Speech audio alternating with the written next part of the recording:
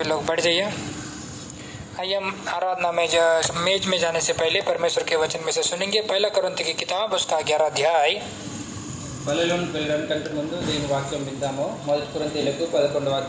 उसका 23 से लेकर 28 वचन तक हमारी बारी से पढ़ेंगे। पहला कोरिन्थी 11 अध्याय उसका 23 वचन में पढ़ता हूँ, 24 वचन आप पढ़िए।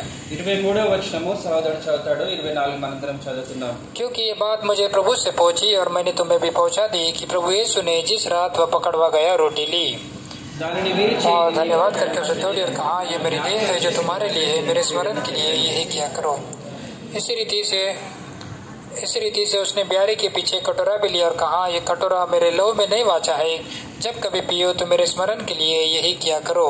क्योंकि जब कभी तुम्हें रोटी खाते हो, उस कटोरे में से पीते हो, तो प्रभु की मृत्यु को जब तक मना है प्रचार करते हो।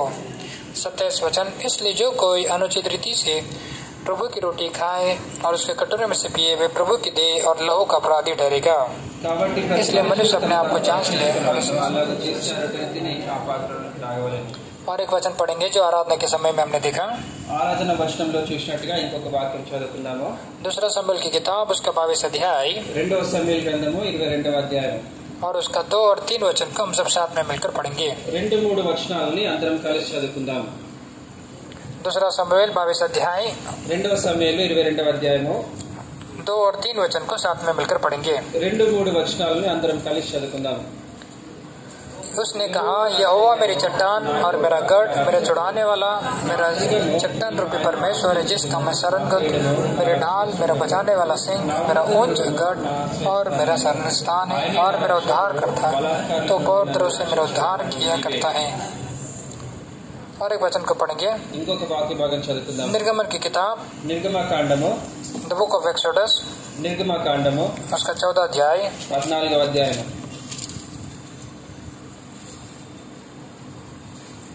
निर्गमन की किताब उसका 14 अध्याय, నిర్గమకాండం 14వ అధ్యాయము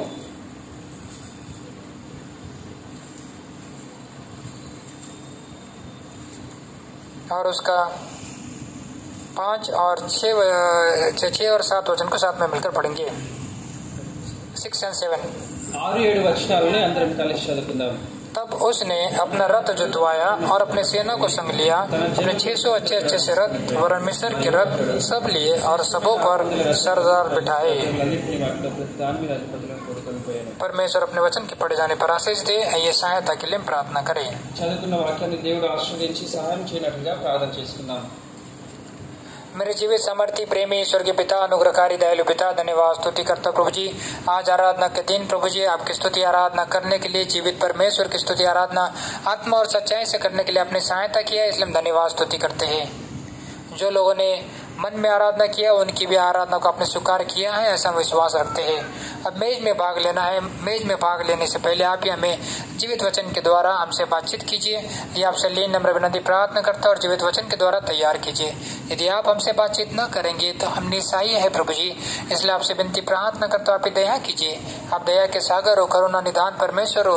ये पवित्र मेज में पवित्र हाथों से इसमें भाग लेने के लिए आप हमारे मनों को, हृदय को तैयार कीजिए।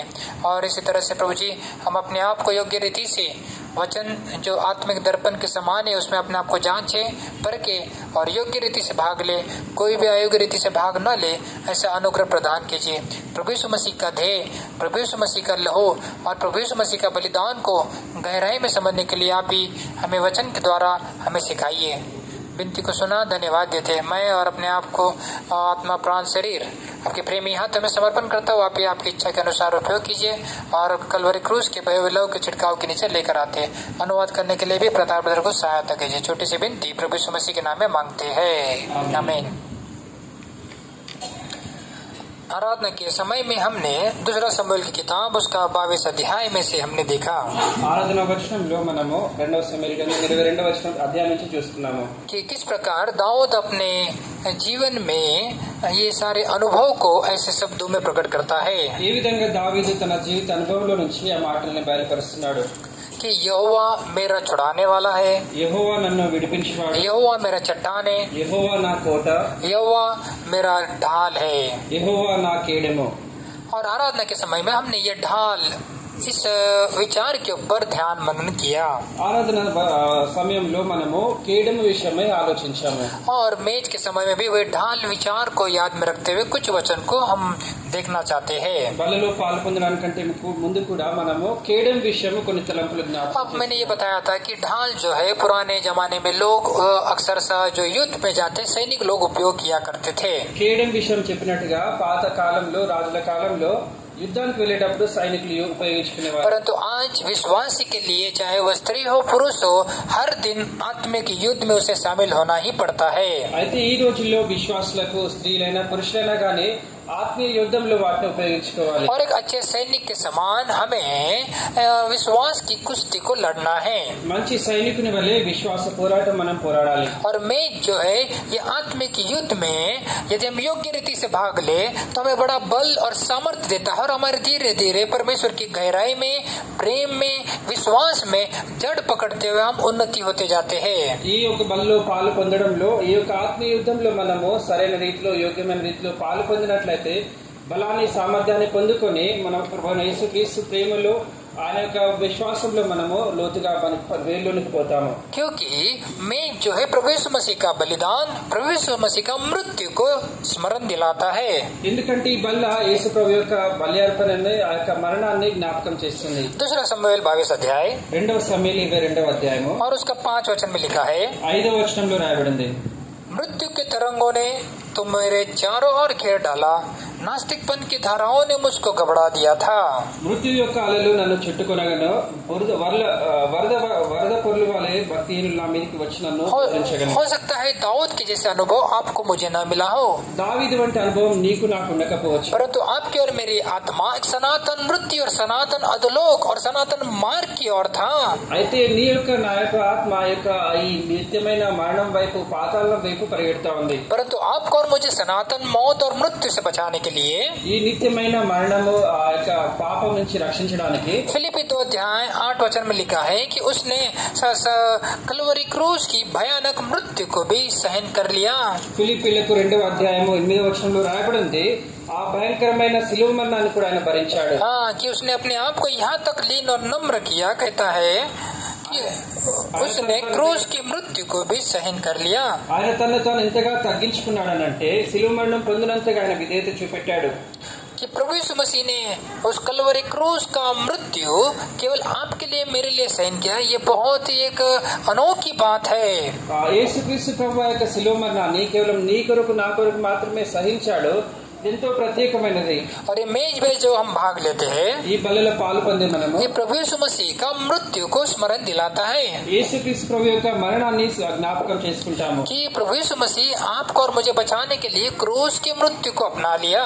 యేసు ప్రభు నిన్ను నన్ను రక్షించడానికి సిలువ మరణాన్ని సైతం భరించాడు. और ये क्रूज की मृत्यु ही के द्वारा उसने हमें बड़ी विजय दिया है. సిలువ మరణం ద్వారా మాత్రమే ఆయన మనకి గొప్ప విజయాన్ని ఇచ్చాడు. और ये जो मेज जो है मैं कई बार बताता हूँ फिर से इस बात को रिपीट करता हूँ అనేక సార్లు నేను చెప్తా ఉంటాను ఈ బల్ల విషయమై మళ్ళా చెప్తాను कि मेज जो है केवल प्रभु यीशु मसीह के पद चिन्हों पर चलने वाले उसके शिष्यों के लिए है. सामान्य मनुष्य के लिए या स्त्री और पुरुष के लिए नहीं है. ఈ యొక్క బల్ల ప్రభువైన యేసుక్రీస్తు పాదముల అడుగుజాడల్లో నడిచే వారి కొరకు మాత్రమే గాని సాధారణమైన మనుషులందరి కొరకు కాదు. देखिए मत्ती 26 अध्याय और 26 वचन में इसको हम फिर से पढ़ेंगे क्योंकि हम मेज के पास जब कभी हम आते हैं इस वचन को कई बार पढ़ते भी है. మత్తయి సువార్త 26వ అధ్యాయం 26వ వచనం మరొకసారి చదువుకుందాము. బల్ల దగ్గరకు వచ్చిన ప్రతిసారి అనేక సార్లు ఈ యొక్క వాక్యాన్ని చదువుకుందాం. मैथ्यू 26:26 మత్తయి సువార్త 26వ అధ్యాయం 26వ వచనము सब साथ में मिलकर అందరం కలిసి చదువుకుందాం. जब वे खा रहे थे तो यीशु ने रोटी ली और आशीष मांग कर तोड़ी और चेलों को देखकर कहा लो खाओ ये मेरी देह है. किसको दिया रोटी? ఈ రొట్టె ఎవరికి ఇచ్చాడు? चेलों को दिया. శిష్యులకు ఇచ్చాడు. क्या आप प्रभु यीशु मसीह के चेले हैं? మీరు ప్రభువైన యేసుక్రీస్తు వారికి శిష్యులా?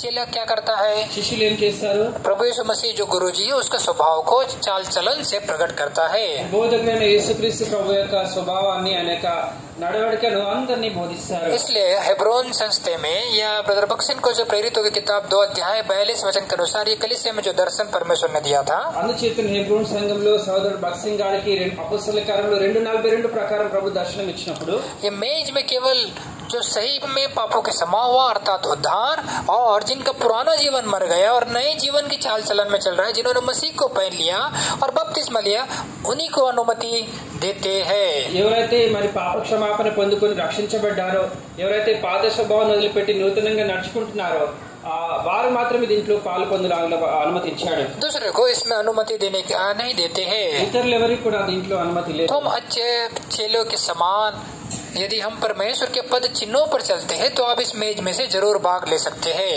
మీరు మంచి శిష్యుల వల్ల యేసు ప్రభు యొక్క అడుగుజాడల్లో నడుచుకున్నట్లయితే దీంట్లో పాలు పొందొచ్చు. क्योंकि इस कलवरी क्रूस का उस महान बलिदान जो प्रभु यीशु मसीह ने मृत्यु को सहन किया है, ఎందుకంటే కల్వరి శిలువలో యేసు ప్రభు యొక్క గొప్ప బలియార్పణను సహించాడు. और आपको और मुझे सनातन मौत और मृत्यु से बचाया है. నిన్ను నన్ను ఆ నిత్యమైన మరణం నుంచి నరకం నుంచి కాపాడాడు. और पहला కొరింథీ 15 अध्याय में मृत्यु का डंक, पाप का डंक को तोड़ दिया. మొదటి కొరింథీ 15వ అధ్యాయంలో చెప్పినట్టుగా మరణం యొక్క పాపం యొక్క ముళ్ళును విరిచివేశాడు. किस प्रकार तोड़ा? ఏ విధంగా విరిచివేశాడు? कलवरी क्रूस पर, वो श्रापित क्रूस पर अपने आप को बलिदान कर दिया. ఆ కల్వరి శిలువ మీద, శాపగ్రస్తమైన శిలువ మీద తను తాను అర్పించుకున్నాడు. यशायाह 25 अध्याय में क्या लिखा है? యెషయా 25వ అధ్యాయంలో ఏం రాయబడింది? ये मृत्यु को, सनातन मृत्यु यानी नरक की मृत्यु को 2 घंटा 4 घंटे के लिए हमें छुटकारा बेल नहीं दिया है. ఈ యొక్క నిత్యమైన మరణం అంటే నరకం యొక్క మరణము 2-3 గంటల కొరకు కాదు గానీ, परंतु परमेश्वर का वचन कहता है, దేవుని వాక్యం సెలవిస్తుంది. यशायाह की किताब 25 अध्याय యెషయా గ్రంథం 25వ అధ్యాయం और 8 वचन, 8వ వచనము, वो मृत्यु को सदा के लिए नाश करेगा ఆ మరణాన్ని నిత్యం సదాకాలం నశింపజేస్తాడు. और प्रभु यहोवा सबों के मुख पर से आंसू को पोंछ डालेगा. ప్రభువైన యెహోవా ప్రతివాని ముఖం మీద బాష్ప బిందువులను తుడిచివేయును. मृत्यु को सदा के लिए नाश किया है और आने वाले दिनों में ये मौत जो है शारीरिक शरीर में, उसको भी सदा के लिए वह नाश करने वाला है. ఈ మరణాన్ని సదాకాలం కొరకే అంటే మరణుడు ఉండకుండా ఆయన నాశనం చేశాడు. किसी को अधिकार नहीं है, ఎవరికి అధికారం? केवल जीवित सामर्थ्य सर्वशक्तिमान जयवंत मसीह को ही अधिकार है. జీవము గల సామర్థ్యం గల సర్వశక్తివంతుడైన యేసుక్రీస్తు ప్రభు जिसके हाथों में अधोलोक की कुंजी भी है. ఆయన చేతిలో పాతాళ లోకపు తాళపు చెవులు ఉన్నాయి. हाँ, तो उसने सदा के लिए वो मृत्यु को नाश किया. इस बात को और हमें गहराई से समझना जरूरी है. మరణుడు ఉండకుండా మరణాన్ని ఆయన నాశనం చేశాడు. इसमें जो है प्रभु यीशु मसीह का शरीर को दर्शाता है. ఈ యొక్క బల్ల యేసు ప్రభు యొక్క శరీరాన్ని చూస్తూ शिष्य को ये नहीं कहा ये लो ये रोटी है, ये रोटी आपस में तोड़ के एक एक छोटा टुकड़ा लेकर खा लो. ఇదిగో ఈ రొట్టె తీసుకొని విరిచి మీరు తినండి అని శిష్యులు చెప్పలేదు. ये मेरा देह, ये मेरा शरीर, दिस इज माय बॉडी. ఇది నా శరీరం అని చెప్పాడు. ये प्रभु यीशु मसीह का शरीर है. उसको याद करना कि उसने किस प्रकार आपके लिए, मेरे लिए दुख उठाया. ఇది ఆ ప్రభువైన యేసుక్రీస్తు వారి యొక్క శరీరము, దాన్ని జ్ఞాపకం చేసుకోవాలి. ఈ విధంగా ఆయన నీ కొరకై నా కొరకై దుఃఖాన్ని, और मैं ये शरीर में क्या प्रभु यीशु मसीह के लिए जी रहा हूँ या ये शरीर में प्रभु यीशु मसीह के विरोध में पाप कर रहा हूँ, ये इस प्रकार हमें अपने आप को सवाल पूछना है. ఈ యొక్క శరీరంలో నేను యేసుక్రీస్తు ప్రభు కొరకై జీవిస్తున్నానా లేదంటే పాపం అపరాధంలో కొరకై జీవిస్తున్నానని మనం ప్రశ్నించుకోవాలి. क्या ये मेरा शरीर के द्वारा पिता की और परमेश्वर की महिमा होती है? ఈ శరీరం ద్వారా తండ్రి దేవుడు మరి మహిమపరచబడుతున్నాడు. इसलिए हमें अपने आप को इस प्रकार से योग्य रीति से जांचना जरूरी है. ఈ విధంగా మనల్ని మనము సరైన విధానంలో పరీక్షించుకోవాలి. दूसरा विचार भजन संहिता 2వ తలంపు కీర్తనలు 119 अध्याय, 119వ కీర్తన, भजन संहिता की किताब Psalms 119, 119వ కీర్తన, स्तोत्र संहिता 119 119వ కీర్తన और उसका 114 वचन 114 सब साथ में मिलकर पढ़ेंगे. 114వ వచనము అందరం కలిసి 114 स्तोत्र संहिता 119 आणि 114. 119వ కీర్తన 114వ వచనము. तू मेरी आड़ और ढाल है, मेरी आशा तेरे वचन पर है. మీరు ఆశ పెట్టుకుని ఉన్నారు. इस वचन में लिखा है कि तू मेरी आड़ है. ఈ యొక్క వాక్యంలో రాబడింది నా కేడము నీవే. मराठी में भी पढ़िए, मराठी बाइबल में कोई भी पढ़ सकता है. तू माझ्या लपण्याचा ठिकाण आहे. हाँ, अब घर में 2-3 बच्चे होते, शरारती होते, कुछ भी ऐसे शरारत करते और बाद में क्या करते, दौड़ के कहाँ जाते हैं? मम्मी के पीछे छिप जाते हैं या डैडी के पीछे छिप जाते हैं. ఇంటి దగ్గర 2-3 పిల్లలు ఉన్నప్పుడు వారు కొట్లాడుకొని ఈ విధంగా ఏం చేస్తారంటే తల్లి వెనుక గానీ తండ్రి వెనుక గానీ దాచుకుంటారు. या कोई घर के परिवार के लोग यदि मारने को आए, हाथ उठाने को आए, तो वे भागकर कहाँ जाते हैं? मम्मी के पीछे या डैडी के पैरों के बीच में जाके छुप जाते हैं. ఇంటి దగ్గర ఎవరైనా కొట్టడానికి వచ్చినప్పుడు వారు పరిగెత్తి తల్లి వెనుక గానీ తండ్రి వెనుక గానీ దాక్కుంటారు. हिंदी में लिखा है तू मेरी आड़ है, मराठी में लिखा है तू माझा लपण्याचा ठिकाणा है. నీవు నాకు మరుగు చోటు అంటే దాక్కునేటువంటి చోటు అని రాయబడింది. जीवन की यात्रा में जीवन के मोड़ पे भिन्न भिन्न प्रकार के अनुभव मिलते हैं. ఈ జీవిత యాత్రలో వివిధ రకాల అనుభవాన్ని మనం కలిగి ఉంటాము. तो इन सारे कठिन अनुभव में क्या हम सचमुच परमेश्वर यहोवा के पास जाते हैं? क्या उसी को हमारा छिपने का स्थान हमने बनाया है? ఇటువంటి కఠిన పరిస్థితుల్లో మనము యెహోవా దగ్గరికి వెళ్తామా? ఆయనే మనకు దాగే చోటుగా ఉంటున్నాడా? क्या ऐसा अनुभव है हमारे पास?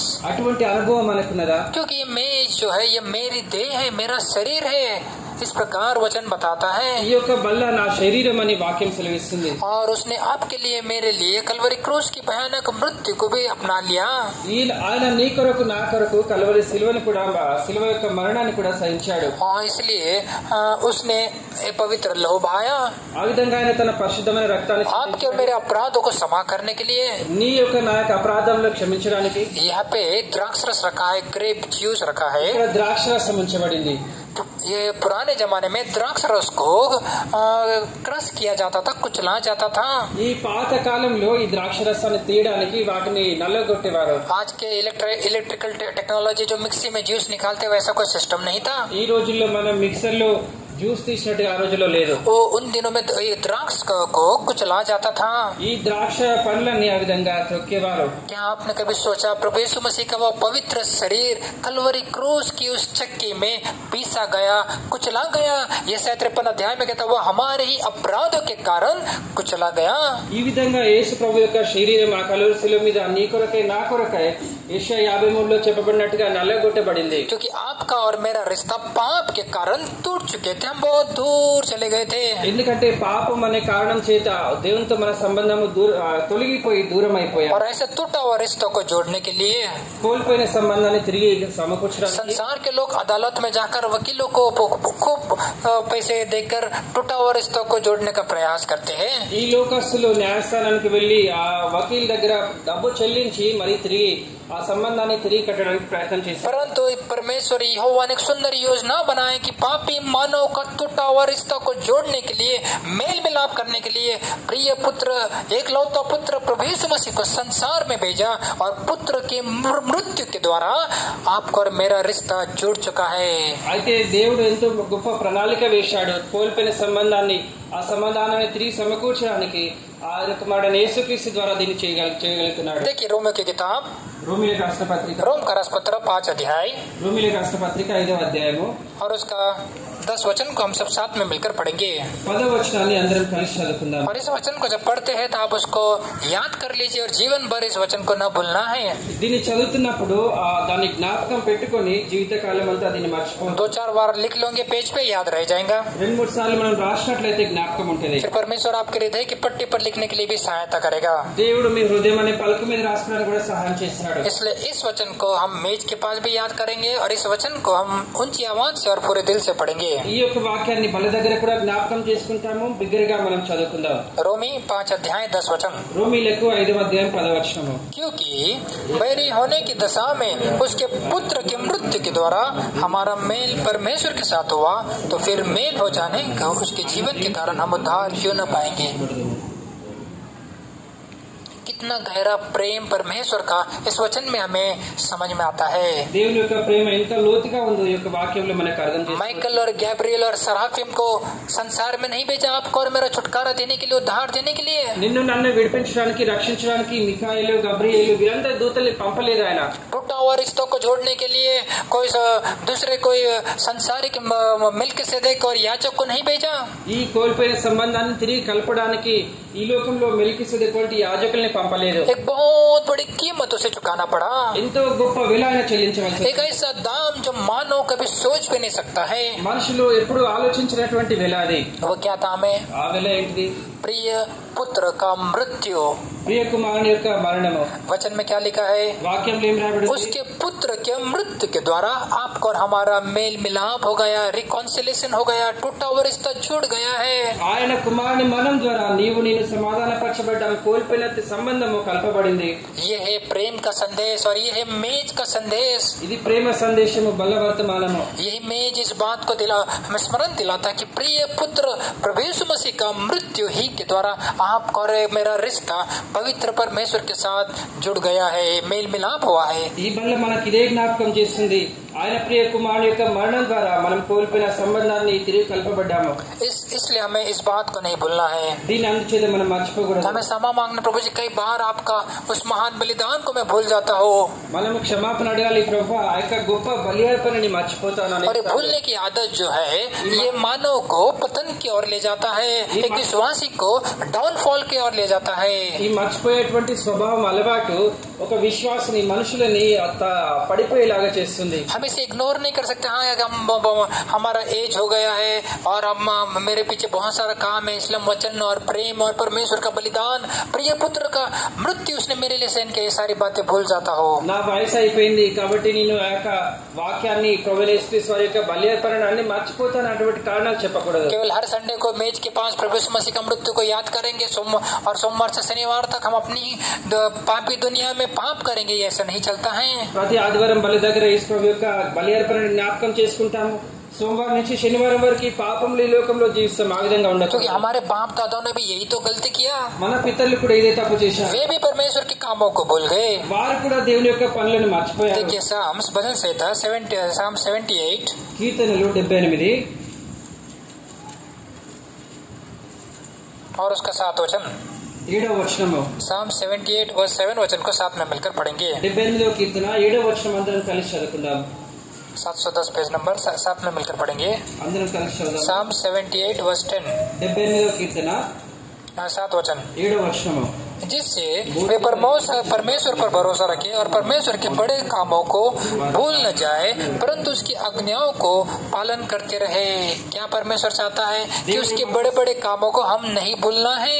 ఆయన గొప్ప కార్యములను మనం మర్చిపోకూడదని దేవుడు ఆశిస్తున్నాడు. और परमेश्वर के बड़े कामों को नहीं भूलना, उसकी आज्ञाओं का पालन करे. ఆయన యొక్క గొప్ప కార్యములు మనం మర్చిపోకూడదు, ఆయన ఆజ్ఞల్ని గాయకొనాలి. क्योंकि हमारे बाप दादाओं ने, ఎందుకంటే మన పితరులు सब परमेश्वर के बड़े बड़े काम, 10 चमत्कार किया और लाल समुद्र से पार किए और चट्टान में से पानी पिलाया, सब कुछ भूल गए. దేవుడు చేసిన గొప్ప గొప్ప కార్యములు అంటే 10 సూచక క్రియల్ని, సముద్రాన్ని దాటించాడు, బండ నుంచి నీళ్ళు ఇచ్చడం అన్ని మర్చిపోయారు. शैतान नहीं चाहता कि वचन को भूल जाए और पाप में गिर जाए. మనం వాక్యాన్ని మర్చిపోయి పాపంలో పడిపోయాలని, और परमेश्वर की योजना हमारे जीवन में फेल हो जाए. ఆ విధంగా దేవుని యొక్క ప్రణాళిక మన జీవితంలో ఉండకుండా పోవాలి.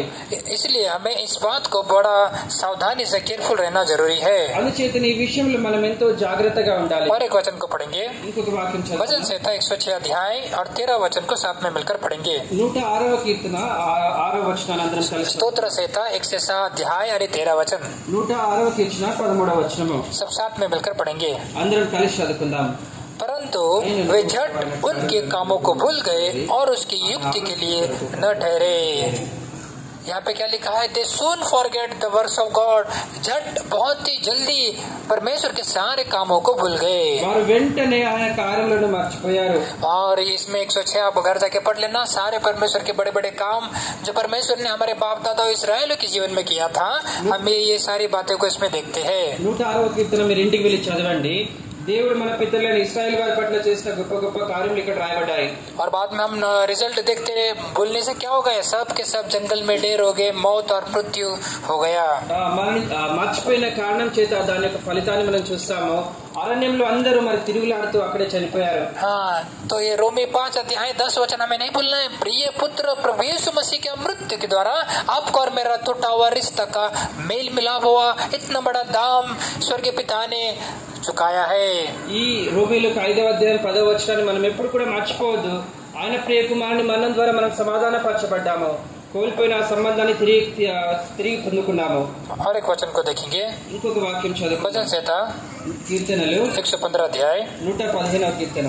भजन संहिता की किताब 115వ కీర్తన 115 अध्याय 115వ కీర్తన और उसका 10 वचन 10వ వచనము और 11 वचन साथ में मिलकर पढ़ेंगे. 11వ వచనం కూడా అందరం కలిసి చదువుకుందాం. 10 और 11 वचन। 10-11 वचनाలు। हे हारून के घराने, यहोवा पे भरोसा रख, तेरा सहायक और ढाल वही है। हे यहोवा के डरवैयो, यहोवा पर भरोसा रखो, तुम्हारा सहायक और ढाल वही है। कितने बार जीवन की यात्रा में हम संसार के लोगों पे भरोसा रखते हैं। ఈ జీవిత యాత్రలో మనం అనేక సార్లు ఈ లోకస్తుల మీద మనం నమ్మకాన్ని क्योंकि उनका स्टैंडर्ड पोजीशन स्टेटस संसार में बड़ा है, उनका सामर्थ्य पावर बड़ा है, इसलिए हम संसार के लोगों पे भरोसा रखते हैं। ఎందుకంటే వారి స్థాయి అంతస్తు అన్ని ఈ లోకంలో గొప్పగా ఉన్నాయి కాబట్టి వారి మీద నమ్మకం ఉంచుతాము। रथों पे और घोड़ों पे भरोसा नहीं रखना है। రథముల మీద గుర్రముల మీద మనం నమ్మకాన్ని ఉంచాలి। सेनाओं का परमेश्वर यहोवा पे भरोसा रखना है। సైన్యములకు అధిపతియగు యెహోవా యందు నమ్మకం हे ఉంచాలి। हारून के घराने, यहोवा पर भरोसा रख, क्योंकि वही तेरा ढाल है।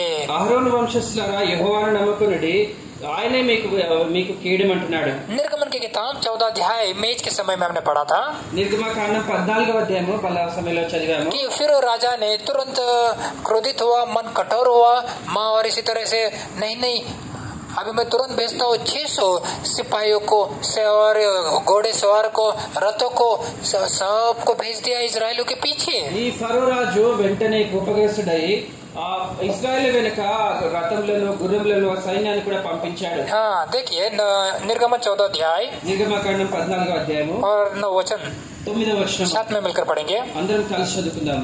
और फिरौन के सब घोड़ों और रथों और सवारों समेत मिस्री सेना उनके पीछे करके उनके पास गए और पैरोद के पास बालसोकोन के सामने समुद्र के तट पर डेरे डाल पड़े, वहां पहुंचे।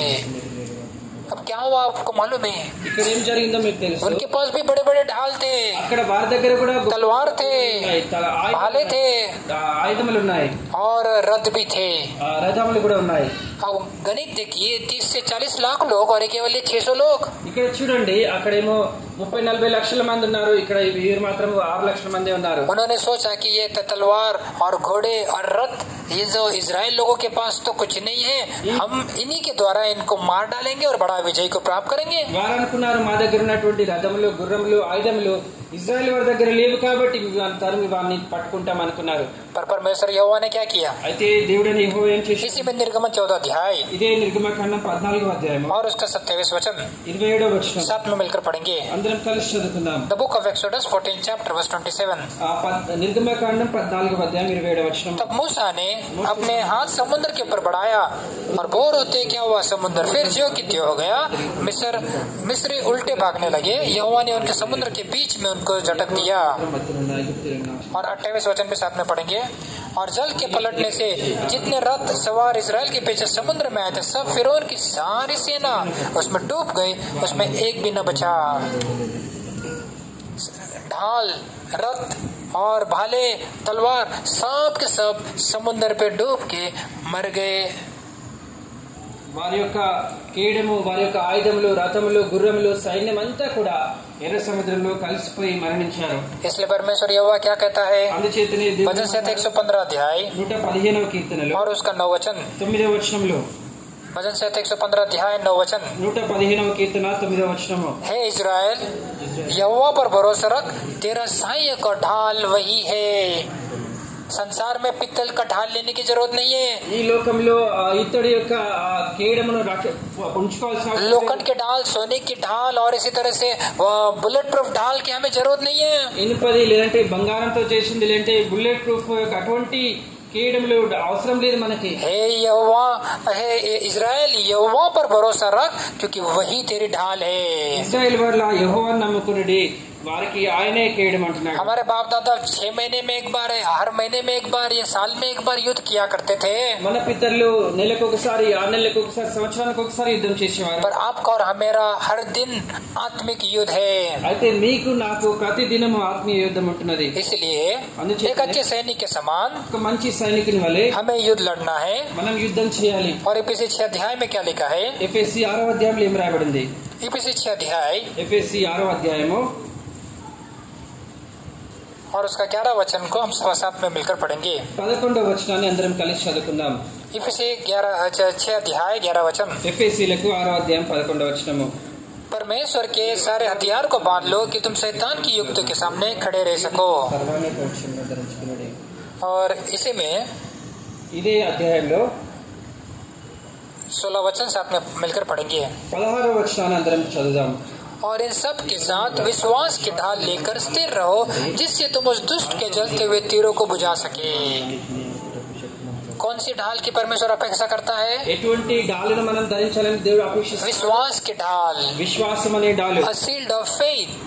విశ్వాసం అనే డాలు। हाँ, ये विश्वास की ढाल और वचन की तलवार और इसी तरह से हेलमेट ऑफ साल्वेशन, ये सारी बातें एक सैनिक की पोशाक है। విశ్వాసం అనే డాలు, వాక్యం అనే శ్రేష్ఠానం, ఇవన్నీ మనం ధరించుకోవాలి। और विश्वास जो है वचन सुनने के द्वारा आता है। విశ్వాసం వాక్యం వినడం ద్వారా వస్తుంది। सोमवार से शनिवार तक आप यूट्यूब पे क्या सुनते हो? సోమవారం నుంచి శనివారం వరకు యూట్యూబ్ లో మీరు सोमवार से शनिवार तक घर में, परिवार में, मार्केट में क्या कानों पे आपका गिरता है? ఈ సోమవారం నుంచి శనివారం వరకు ఇంటి దగ్గర బయట ఉన్నప్పుడు మీ చెవులకు ఏం వినబడుతుంది? चाहे स्कूल में, चाहे विद्यालय में, चाहे दफ्तर में, क्या सुन रहे हो सोमवार से शनिवार तक? స్కూల్లో గానీ, విద్యాలయంలో గానీ, లేదంటే ఇక్కడ పనిచేసే చోట మీరేం వింటున్నారు? यदि परमेश्वर की बातें, वचन की बातें, परमेश्वर की प्रेम की बातें सुनोगे तो वचन आपके अंदर भीतर जाकर प्रवेश करेगा और विश्वास को बढ़ाएगा, और विश्वास की ढाल से सारी शैतान के चलते हुए तीरों को आप बड़े आसानी से बुझा सकते हो। మీరు వాక్యంను గానీ, దేవుని మాటలు గానీ విన్నట్లయితే అది మీ హృదయం లోతుల్లోకి వెళ్తుంది, అది విశ్వాసాన్ని పుట్టిస్తుంది। ఆ విధంగా విశ్వాసం అనే డాల్ని మీరు ధరించుకొని శత్రువు యొక్క అగ్నిబాణలన్నింటినీ ఆర్పివేయచ్చు। क्योंकि हम ढाल, ये विचार और ये विषय के ऊपर आराधना से हम देखते आए हैं। డాలు కేయడం విషయం మనము ఆరాధన నుంచి చూస్తూ వస్తున్నాం। तो ये मेज में भाग लेने से पहले ఈ బల్లలో పాలు పొందడానికి क्या सचमुच यहोवा ही मेरी ढाल है? నిజంగానే యెహోవాయే నా డాలుగా ఉంటున్నాడా? या ऐसा अनुभव है या नहीं है? అటువంటి అనుభవం ఉన్నదా లేదా? जीवन के संकट में, दुख में, मुसीबत में क्या मैं यहोवा के पीछे आड़ में छिप गया या किसी और मनुष्य का सहारा लिया? జీవిత సంకటము, దుఃఖము, శ్రమలన్నిటిలో కూడా యెహోవా వెనుక దాక్కుంటున్నానా లేదంటే हमें अपने आप को जांचना परखना है। మనం పరీక్షించుకోవాలి। और रोमी 5 अध्याय 10 वचन हमने अभी पढ़ा। రోమీయులకు 5వ అధ్యాయం 10వ వచనం చదువుకున్నాం। अभी क्या आप ही बताइए, बिना बाइबल खोले क्या पढ़ा? తెరవకుండా మీరే చెప్పండి। आप सभी को बताया तो ऊंची आवाज से अपने अपनी बाइबल में पढ़िए। మీకు అందరికీ తెలుసు కాబట్టి బిగ్గరగా మీ బైబిల్లో చదవండి। क्या था रोमी 5:10? రోమీ 5:10 ఉంది। हाँ, यीशु मसीह का लहू नहीं लिखा है, उसमें क्या लिखा है? ఏం రాబడింది? हाँ, करेक्ट। प्रिय पुत्र के मृत्यु के द्वारा, उस शब्दों को याद रखना है ఆయన ప్రియ కుమారుని మరణం ద్వారా ఈ మాటను మీరు జ్ఞాపకం ఉంచుకోవాలి कि आपको और मुझे मृत्यु से बचाने के लिए మిమ్మల్ని నన్ను ఆ యొక్క మరణం నుంచి కాపాడాలి। प्रिय पुत्र के मृत्यु इतनी बड़ी दाम चुकाकर टूटा हुआ रिश्तों को जोड़ा, ये मेज हमें बताता है। ఆయన ప్రియ కుమారుని మరణం ద్వారా కోల్పోయిన సంబంధాన్ని తిరిగి కలిపాడు। ఈ బల్ల మనకు इसलिए उसको घर में जाके 4-5 बार पढ़िए या लिखिए और हृदय की पट्टियों पर लिख दीजिए, और मेज के पास हर रविवार को याद करना, ये प्रभु यीशु मसीह का शरीर मुझे बचाने के लिए प्रिय पुत्र का मृत्यु उसने अपना लिया। అందుచేత నా యొక్క వాక్యాన్ని మీరు ఇంటికి వెళ్ళిన తర్వాత నేర్చుకోండి, మీ యొక్క హృదయం అనే పలక మీద దాన్ని రాసుకోనండి। ఆయన ప్రియ కుమారుని మరణం ద్వారా కోల్పోయిన తిరిగి సంబంధాన్ని తిరిగి సమకూర్చాడు। और क्या मैं एक अच्छे सैनिक के समान दुख उठा रहा हो? మంచి సైనికుని వలె నేను దుఃఖాన్ని భరిస్తాను। मेरा विश्वास कैसा है? నా యొక్క విశ్వాసం ఏ విధంగా ఉంది? विश्वास की ढाल यदि कमजोर है तो शैतान के जलते हुए तीर वो मुझे आकर मुझे जख्मी बना देगा। విశ్వాసం అనే డాలు మనకి బలహీనంగా ఉన్నట్లయితే సాతాను యొక్క అగ్ని బాణములు వచ్చి మనకు తాకుతాయి। और मैं अच्छे सैनिक के समान जिंदगी न बिता पाऊंगा और मेरा जल्दी पतन हो जाएगा। మంచి సైనికుని వలె నేను జీవించలేకపోతాను, నేను పతనమైపోతాను। केवल उद्धार पाना और बपतिस्मा लेना ये काफी नहीं है। కేవలం రక్షించబడి బాప్తిసం పొందుకోవడం మాత్రమే సరిపోదు। उस जयवंत मसीह के साथ संगति करना और जयवंत मसीह के साथ संगति करते करते जयवंत जीवन का आनंद को अनुभव करना, यह बहुत ही महत्व की बात है। ఆ విజయుడైన క్రీస్తుతో సహవాసం చేస్తూ ఆ సహవాసంలోని మనం కూడా విజయవంతమైన జీవితాన్ని జీవించాలి। क्या आपका जीवन एक पतन का जीवन है या हराया हुआ जीवन है? మీ యొక్క జీవితం పతనమైపోతుందా లేదంటే ఓడిపోయిన జీవితం వల్ల? तो इन सारी बातों को हमें याद रखना है। ఇవన్నీ మనం జ్ఞాపకం ఉంచుకోవాలి। हमारे बाप दादा के जो इजराइल के लोग थे, वे सारे परमेश्वर के कामों को भूल गए कि किस प्रकार फिरौ की सेना से, डाल से, रथों से छुटकारा दिया। మన పితరులైన ఇశ్రాయేలు వారు దేవుడు చేసిన గొప్ప కార్యాలన్నింటినీ కూడా మర్చిపోయాడు। ఏ విధంగా వారిని ఐగుప్తు సైన్యం నుంచి దేవుడు విడిపించాడు। इसलिए वजह से तो हमने वचन पढ़ा कि तो परमेश्वर के यहोवा का आज्ञा का पालन कर और उसके बड़े बड़े कामों को न भूलना। అందుచేతనే కీర్తనలు రాస్తున్నాడు, ఆయన యొక్క గొప్ప కార్యాలని జ్ఞాపకం చేసుకో మర్చిపోవద్దు. ఆజ్ఞల్ని గైకొనమని. यदि हम भूल जाएंगे तो हमारा बहुत सारा नुकसान हो जाएगा. ఒకవేళ మనం మర్చిపోయినట్లయితే మనం ఎంతో గొప్ప నష్టాన్ని పొందుతాం. रोमी 5:10 वचन परमेश्वर प्रिय पुत्र प्रभु यीशु मसीह का मृत्यु, इस बात को, उस बलिदान को, उस क्रूस की दर्द, वेदना, पीड़ा प्रभु यीशु मसीह ने जो शरीर में मेरे लिए उठाया, उसको न भूलना है. రోమీయులకు 5:10 రాసినట్టుగా ఆయన ప్రియకుమారుని యొక్క మరణము, దాని కొరకు ఆయన శరీరంలో పడిన దుఃఖము, వేదన అన్నీ కూడా మనం మర్చిపోకూడదు. और एक प्रभु यीशु मसीह का मृत्यु के बारे में जब नहीं भूलोगे, యేసు ప్రభు యొక్క మరణం గురించి మనం మర్చిపోయినప్పుడు तब आप जरूर उसका एडवर्टाइज या उसका प्रचार करोगे. దాని విషయంలో మీరు ప్రచారం చేస్తారు. पहला कोरिन्थी 15 अध्याय, మొదటి కొరింథీ 15వ అధ్యాయము, पहला कोरिन्थी 11 अध्याय, మొదటి కొరింథీ 11వ అధ్యాయము और 26 वचन को भी सब साथ में मिलकर पढ़ेंगे. 26వ వచనాన్ని అందరం కలిసి చదువుతాము. पहला कोरिन्थी 11 अध्याय 26 वचन. మొదటి కొరింథీ 11వ అధ్యాయం 26వ వచనము. क्योंकि जब कभी तुम्हें रोटी खाते हो और इस कटोरे में से पीते हो तो प्रभु का मृत्यु को जब तक वह न आए प्रचार करते हो. क्या वचन क्या बताता है? वाक्य में ये प्रभु यीशु मसीह का मृत्यु के बारे में आपका और मेरा फर्ज और ड्यूटी है. जो कोई इस मेज में से भाग लेता है वो प्रभु यीशु मसीह का मृत्यु के बारे में सोमवार से लेकर शनिवार तक आपको बताना है. మీ యొక్క నా యొక్క బాధ్యత ఏంటంటే ఈ బలిలో పాలు పంచుతున్న మనము సోమవారం నుంచి శనివారం వరకు యేసు ప్రభు యొక్క మరణం గురించి ప్రచారం చేయాలి. कि प्रभु यीशु मसीह ने हम मानव को बचाने के लिए कलवरी क्रूस की मृत्यु को अपना लिया. ये अन्य जाति के लोग जो विश्वास नहीं करते उनको बताना है. మనుషులమైన మనల్ని రక్షించడానికి యేసు ప్రభు శిలువ మరణాన్ని సహించాడు. ఇది అన్ని జనులకు నీవు నేను చెప్పాలి. हर संडे को ये वचन पढ़ते हम. ప్రతి ఆదివారం యొక్క వాక్యం చదువుతాం. प्रभु यीशु मसीह का मृत्यु के बारे में यदि आपके हृदय में वचन और गहराई और वो बातें नहीं है तो आप मुझसे प्रचार कैसा करोगे? యేసు ప్రభు యొక్క మరణం విషయంలో మీ హృదయాంతరంగంలో ఆ మాటలు లేనట్లయితే ఏ విధంగా ప్రచారం చేస్తారు? वो आपसे मुझसे उम्मीद करता है और कुछ भी उम्मीद नहीं करता कि जब कभी तुम इस मेज में से भाग लेते हो, रोटी में से खाते हो, प्याले में से पीते हो, मेरा बेटा मेरा बेटी मेरा मृत्यु को याद कर और उसको ప్రచార్ కర్. అదే విధంగా ప్రభువు యేసు క్రీస్తు మరణించి ఏం అపేక్షిస్తున్నాడు అంటే, నా కుమారుడు కుమార్తె ఎప్పుడైతే నీ బలిలో పాలు పొందుతావో, ఆ ద్రాక్షరసం తాగుతావో, నా మరణాన్ని జ్ఞాపకం చేసుకుని దాన్ని ప్రచారం చేయమని చెప్తున్నాడు. यदि आपने मुंह को पट्टी लगा दिया है, अभी तक नहीं बताया है, तो आपसे प्रभु यीशु मसीह से सच्चे दिल से क्षमा मांगे और अब से आगे उस प्रभु यीशु मसीह का मृत्यु के बारे में एक बताने का निर्णय लीजिए और आज से ही शुरुआत कीजिए. మీరు మీ నోళ్ళకి ఏదైనా పట్టిలాగా వేసుకుని మౌనంగా ఉన్నట్లయితే ప్రభు దగ్గర క్షమాపణ అడగండి. ఈ రోజు నుంచి ఆయన మరణాన్ని గురించి ప్రచారం చేయండి. आइए हम सब मिलकर 28 वचन को सब साथ में मिलकर पढ़ेंगे. पहला कोरिन्थी 11 अध्याय 28 वचन. అందరం కలిసి మొదటి కొరింథీ 11వ అధ్యాయం 28వ వచనం చదువుకుందాం. इसलिए मनुष्य अपने आप को जांच ले और इस रीति से रोटी में से खाए और इस कटोरे में से पिए.